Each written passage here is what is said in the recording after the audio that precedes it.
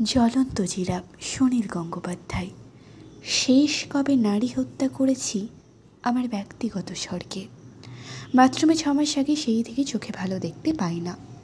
7 দিন পর্যন্ত আয়নায় হাসির প্রমাণ লেগেছিল। এছাড়া চোখের জল জমিয়ে রেখেছিলাম বেসিনে।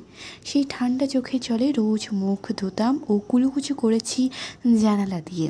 প্রতিবেশী এসে বিরাট আপত্তি জানালো।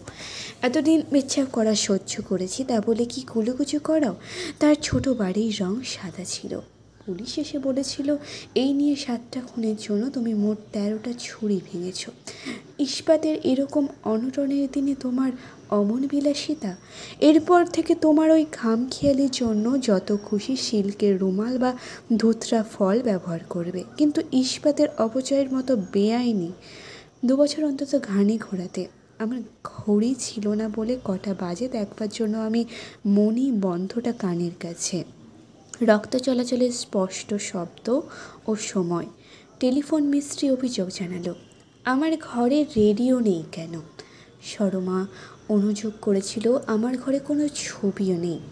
আমি ওকে টেবিলের সম্পূর্ণ খালি 17টা ড্রয়ার দেখিয়েছিলাম। ও দূরে ঝলন্ত জিরাফ একেবারে লক্ষ্য করেনি। সেই পাপেই ওর মৃত্যু হলো। দাঁতের ডাক্তার আমার পায়ে ঘা করে দিয়েছিল বলে আমি কখনো আর যে শোরের বাচ্চা জীবাণু সম্বন্ধেই সঙ্গে সিনেমা দেখতে যাইনি।